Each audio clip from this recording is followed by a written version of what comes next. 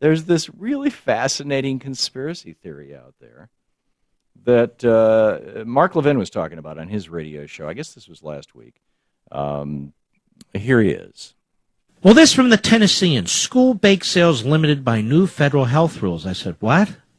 Yes, club bake sales, cook-offs, and other food-based fundraisers in schools can take place only 30 days on each campus this year in Tennessee.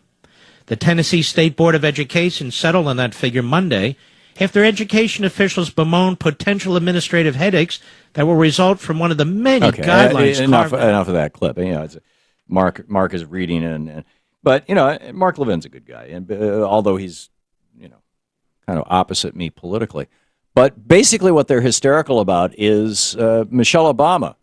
Oh, my God. Michelle Obama is trying to do something about, we've got this serious problem. It used to be actually illegal to sell commercial products in schools, to sell to our kids. All that changed back in the 80s during the Reagan years. And it has now most schools are full of this junk. Plus, we're seeing the collapse of the American middle class. And people don't have the kind of disposable income they used to have. So now instead of going out to a decent restaurant to eat, they go to McDonald's to eat. Or say in some cases, the junk food. I mean, we've got food deserts in the United States, places where within 5 or 10 mile walking distance, maximum walking distance. A lot of these people don't have cars. There are literally no fresh fruits or vegetables, none, and some really massive food deserts in the United States. More than in any other developed country in the world. And the consequence of this is the childhood obesity. Now, that's not that there's no food. There's food. I mean, there's 7-Elevens, right? There's Twinkies and Cheetos, which is what these kids end up eating. Childhood obesity has more than doubled in children and quadrupled in adolescents since the beginning of the Reagan administration. It's up 18% just from 1980 to 2012. That's among children 6 to 11. Among adolescents aged 12 to 19, it's up 21%, up to 21%, which is up actually 400%. It was 5%, now it's 21%, so that's over 400% increase in 30 years. This, of course, increases the risk for cancer of the breast, colon, endometrium, esophagus, kidney, pancreas, gallbladder, thyroid, ovary, cervix, and prostate, as well as multiple myeloma and Hodgkin's lymphoma. Increases the risk for heart disease, stroke, type 2 diabetes, osteoarthritis, all of these conditions. And so Michelle Obama says, well, let's do something about this. And in this new bill, it doesn't actually mandate that you can't have bake sale. These are called non-conforming products, right? Because they're full of junk and sugar and things. It says the states' rights, states can decide how often they're going to have them. And apparently, Scotty Nell Hughes is on the line with us, and I just clicked the button and nothing happened. I think I'm still having a problem with my call screen software. Maybe, Danielle, you can manually put Scotty on the air? You're going to try. Okay. Scotty Nell Hughes is the news director with the Tea Party News Network. She's author of the new book, Roar, The New Conservative Woman Speaks Out. The website is tpnn.com. And neither one of us can put her on. Oh, there she is. There we go. Hey, Scotty. Hi, and also, more importantly, as it has to do with this story, I'm a mother of elementary school kids in the state of Tennessee, so this is a perfect story for us to talk about, Tom, except I was hoping we finally had found a subject that we agreed on. This war on brownies had to stop, but I guess we're still going to have to disagree. Well, how many, let's see, there's what, 9 months basically of school years in a school year?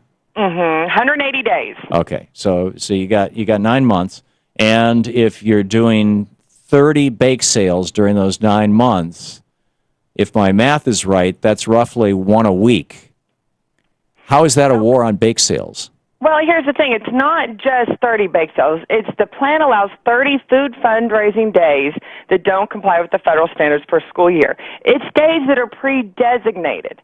And here's, right, but it exempts things like, the Girl Scouts going door to door. It exempts any kind of these long-term ongoing programs. They're not even considered in that. So we're really talking about bake sales here.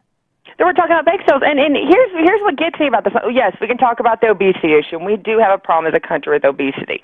But on the other hand, let's look at sitting here as bleeding heart liberals like yourself sit there and scream that we don't have enough money for education. These are groups that are going out and they're saying, you know what, fine, we're going to make our own money. And let me just tell you, you can make a lot more money selling brownies and cakes and cookies than you can selling fruit cups and carrot sticks.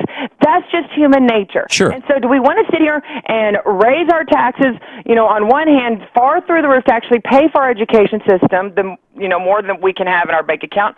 Or do we want to sit here and say, you know what, go work hard, raise your own dollars, and here's a great way to do it, is the bake sale? I have an idea. Okay. Why don't we fully fund our schools like every other, democracy in the world does, and have the Pentagon do bake sales? That sounds like the exact idea I'd hear coming out of you. As much as I would love to see the Rangers out there selling cupcakes. I would love to live in a world where the Pentagon has to raise money with bake sales. There you go. No, well, but then the other side is, what is a fully funded education these days? That's what a major question I would like to ask a lot of these schools. Ask these teachers union. What is a fully funded education? And can Americans today in the economy that we have right now fully fund? You know what a fully funded education is? A fully funded education. And you guys won't let charter schools happen, so we can't win. A fully funded education in most developed countries means a school system where you have one teacher for every 20 kids. We're pushing 1 to 34 right now nationwide in the United States. And in poor communities in Alabama and Louisiana, Mississippi, these states that have very, very bad tax base, parts of West Virginia, you might have one teacher for 45 kids. That's not a fully funded school system. Right, and then we need to look at why is it? Why is it? Maybe it's because the unions have sat here and are basically depleting the majority. There's no unions yet left, Scotty. Kids. It's because the economy sucks. The economy sucks because of 32 years of Reaganomics. Oh, geez. There was a blame Reagan. I was waiting for the blame Reagan, waiting for the blame Bush. Well, it's yes and no, but no, it's not George Bush's fault. Although he did help. I mean, we've lost 50,000 factories, not jobs, 50,000 factories in America since George Bush started his presidency.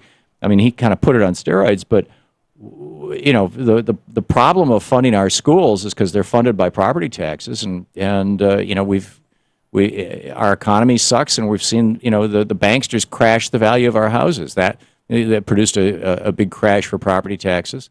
I mean, and then conservatives want to end all federal support, so poor communities that can't pay for their schools are really going to be out of luck.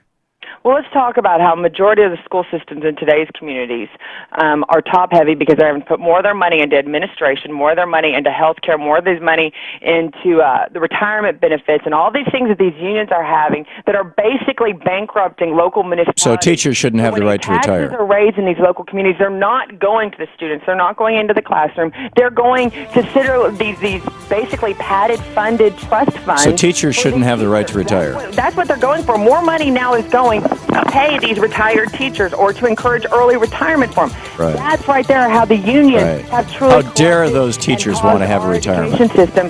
They've really cheated the children. They might have won for the teachers. How dare those teachers want to have a retirement? My God, we can't have this in America. Okay, Scotty Nell Hughes. I guess we agree. TP, hang on just a second. This is the Thom Hartmann Program. Scotty is the news director of the Tea Party News Network, TPNN.com. Thank you, Scotty. Thank you. We'll be back.